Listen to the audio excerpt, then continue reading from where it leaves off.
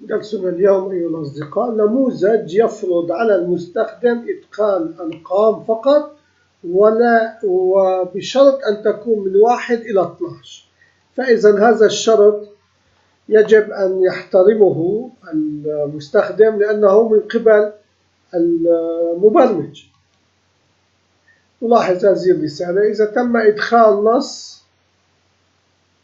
لا يقبل فيعيد، إذا تم إدخال رقم أكبر يعطيه نص جديد ويفرض عليه، وإذا تم إدخال رقم 2 الناتج يظهر في A1. لنلاحظ ونتعلم ما هي الأسطر البرمجية الموجودة هنا لكي نكون على استيعاب وأهمية هذه الشروط الموجودة برمجيا.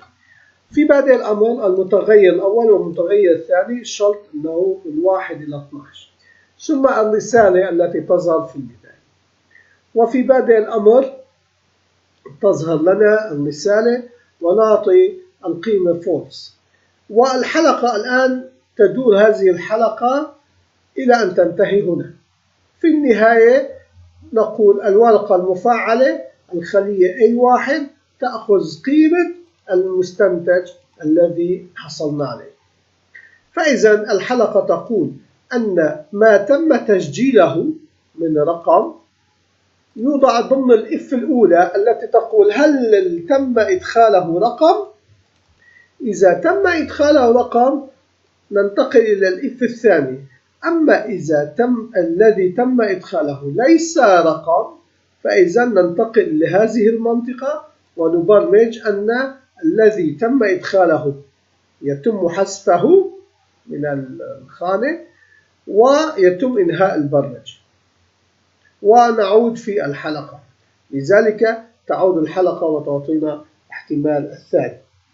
أما إذا تم إدخاله كان رقم فإذا يوجد إف أخرى تنتظر تقول أن الذي تم إدخاله إذا كان أكبر أو يساوي 1 وشرط آخر الذي تم إدخاله أصغر أو يساوي 12 then سوف نقوم بهذه الأمور.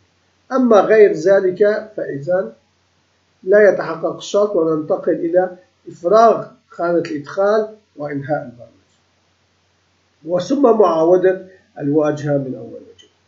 فإذا تحقق الشرط أن الرقم الذي تم إدخاله من الرقم أكبر من رقم 1 أو يساويه وأصغر من رقم 12 أو يساويه نقول لهذا المتغير true. فإذا تم التصحيح ثم هذه الترو تنتقل إلى هذه المنطقة لأننا تجاهلنا المراحل التالية ونعطي القيمة إلى الخلية A1. أما إذا لم يكن الذي تم إدخاله يتحقق في الشرط ننتقل إلى هذه المنطقة ونقول أنت تم وإضافة سطر جديد تم إدخال رقم الذي هو لا يتوافق مع الشرط ليس بين من 1 إلى 12. فإذا برمجة جميلة جدا ومفيدة للتحكم فيما يتم إدخاله من قبل المستخدم. نلتقي غدا إن شاء الله مع فكرة برمجية جديدة.